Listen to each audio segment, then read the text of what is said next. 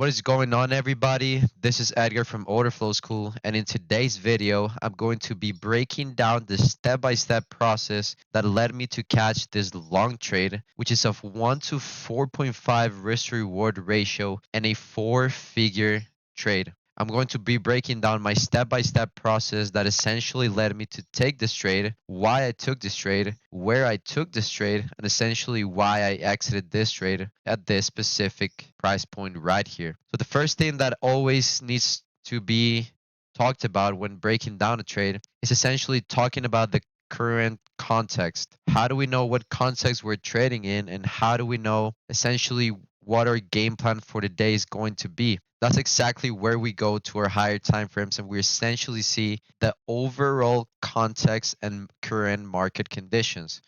So on the 4 hour time frame, what do we see? The first important piece of information, if we go to the daily time frame before the 4 hour, would essentially be that we're currently trading in a big gap down week. What does that mean? It means that the open on Sunday is way lower than the close on Friday. There is a big gap that essentially tells us that something happened throughout the weekend that is very, very, very bearish. Again, this is the first piece of information that caught my attention on the daily time frame. Now, if we go to the 4 hour time frame, what do we see? We were on a clear bullish structure, and after essentially this big gap down week, we essentially broke structure and we confirmed a bearish structure after printing this essential lower low, essentially lower low, lower high, and now we just printed a new lower low. How does a bullish structure look like? It's essentially a higher highs and higher lows.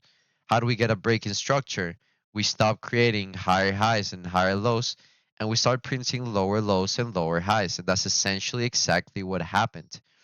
So what do we know? We know that in the 4 hour time frame, we are currently trading at a bearish context. On the 1 hour time frame before the market opened, we were in a clear bearish structure. Now, the next important piece of information, once we move to the lower time frames and see and essentially formulate our levels for the session, what do we see on pre-market? We see on pre-market that from essentially 68.87 to 68.88, around this area acted as a significant area of resistance on pre-market. Not only that, but it was also the previous structure, which is represented by this previous low. This is an important piece of information, and this essentially validates our area as a resistance level and as an area of interest. How do we validate our resistance level using the order flow? We essentially zoom in, and what do we see right here? We see a lot of aggressive buyers that stepped in, represented by all of this green positive delta. And despite all of the aggressive buyers that stepped in,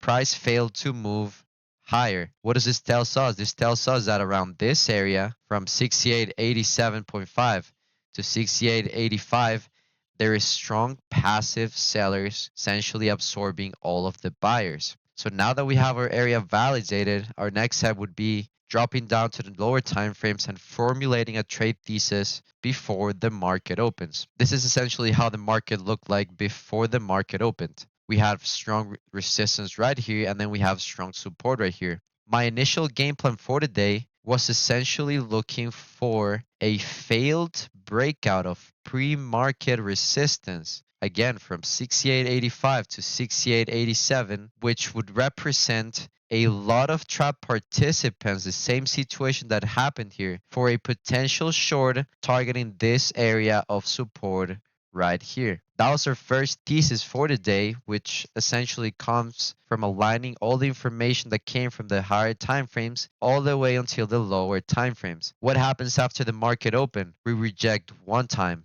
we reject twice, and we reject 3 times. This essentially gave us 3 scalping opportunities. That is essentially, let me mark it up for you. This was the first one, this was the second one, and this was the third one. These are 3 scalping opportunities that unfortunately I was not able to capitalize from because my platform that was just not working for whatever reason. Essentially, I started trading again once essentially price broke out of this balance right here, and I was essentially looking for a potential long around this area. Again, I was right in thesis.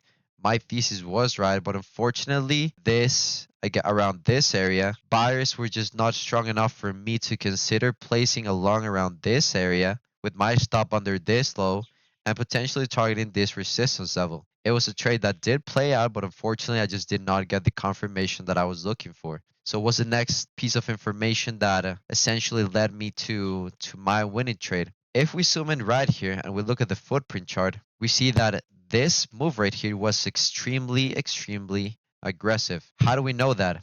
Essentially, what the order flow is telling us and the footprint chart is telling us in the right side of this part of the footprint chart, this is essentially the volume inside of the candle.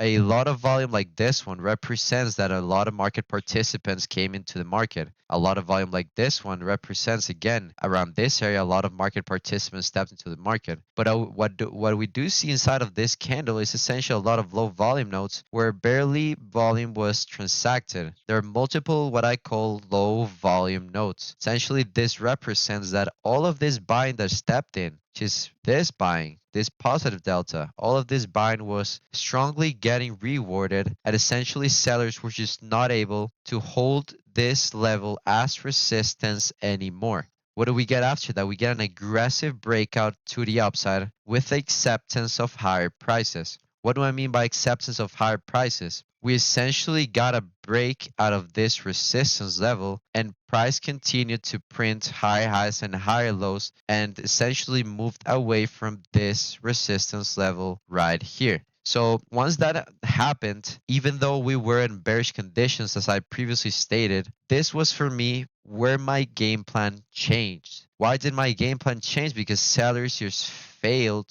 to hold this area again as resistance. At this particular moment in time, I was validating longs and I was looking essentially to go long at any low volume node where a lot of buyers stepped in. So what do we do? What do we do right here in these situations like this one? How do we find locations using the volume profile? We pull up the volume profile tool and we essentially see how the volume transacted on the breakout. What do we see right here on the breakout? We see that the most amount of volume that was transacted was essentially at our point of control, which is right here at 6,900. This to me would be my target, but it would not be where I'm looking to trade in. Where I'm looking to trade in is essentially these areas right here, which are the low volume nodes. Again, if I marked up the volume profile, we have one low volume node, and then we have the second low volume node right here. So this to me was essentially good enough confirmation for me to look to go long at my low volume nodes. First this one, and then second one, this one. Once price pulled back to my low volume node and I essentially saw all of this aggressive selling stepping in and essentially failing to push price lower, this is when I found good enough confirmation to go long right here with my stop right here under this rejection. I closed out my position at a very small loss right here at 68.90. Why? Because as you can see right here on the footprint chart, a big buyer of 145 lots came into the market and aggressively pushed price higher. When I saw that, I was okay. I'm going to trail my stop loss right under this buyer right here because if it doesn't get rewarded and the candle flips bearish, there's a high probability that price is going to move lower and stop me out. That is exactly what happened, and that is exactly the reason why I essentially closed my position early and I saved my loss. Now, this area did not act as an area of support, so I completely invalidated this low volume node. But we still have this low volume node right here at 68.86 where a lot of aggressive buying stepped in on the breakout. And not only that, we can also see that aggressive sellers stepped in and completely got trapped. So I was looking to re-enter the market long after a retest of that low volume node. So if we zoom into the footprint chart, essentially what we do see right here is a lot of aggressive selling that stepped in at our low volume node, represented by all of this red negative delta and represented by this negative cumulative delta. What happens after that? Sellers completely fail to push price lower, telling us that around this area, there are passive buyers essentially absorbing all of this selling. What do we get right here on the next candlestick? We get aggressive buyers stepping into the market We get again negative delta with no follow through, giving me enough confirmation to go long right here at 68.88 and placing my stop right under this low. This essentially allowed me to have a very, very good risk reward ratio because my stop loss was 8 ticks, meaning my stop loss was 2 ticks, 2 points, sorry, not ticks, 2 points. And then my target was my balanced area right here. And my target was more than a 1 to 5 risk reward ratio. Now moving into the heat map, this is exactly how the level 2 data and how the book map looked when I executed myself long. So essentially, the first piece of important information that came up that essentially gave me the confirmation and the confidence to go along was essentially this passive participant that got filled. This was a big passive participant, 179 orders sitting on the bid that got filled. Immediately after it got filled, price rejected, and not only that, aggressive sellers kept stepping into the market, represented by this red bubbles right here, and every single time that seller stepped into the market, they failed to push the price lower. Not only that, but price essentially switched from printing lower lows and lower highs on the book map to creating higher highs and higher lows. This aggressive buyer that you see right here, that is exactly when I executed myself long. I went into a little bit of drawdown with my stop right here under this rejection, and then price aggressively went into my favor. And as you can see right here, price aggressively went into my favor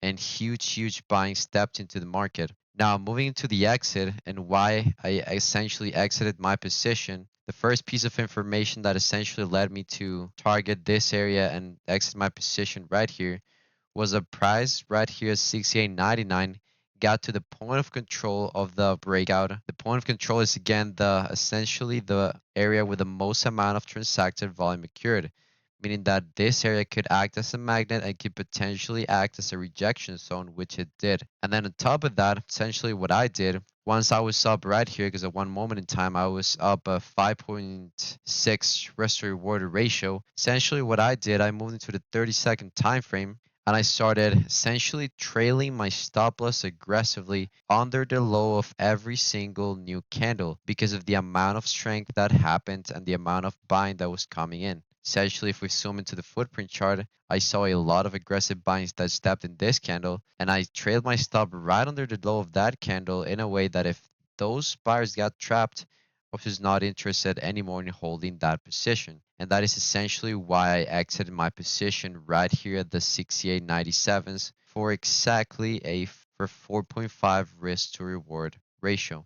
So that was essentially the breakdown of today's trade, and that's essentially how I managed to make 4 figures in around 5 minutes, recover this very small losing trade, and then essentially just capitalize from this aggressive move to the upside using order flow and using different order flow confirmations, being number one, the volume profile, number two being the footprint chart, and using the third confirmation right here, which is the heat map, which is essentially this passive participant that got filled right here. So I'm gonna leave you guys on that note. If you guys have any questions at all of how I capitalized on this trade, make sure to drop a question down below. Make sure to like this video, subscribe down below. Peace out and have a great rest of your trading week.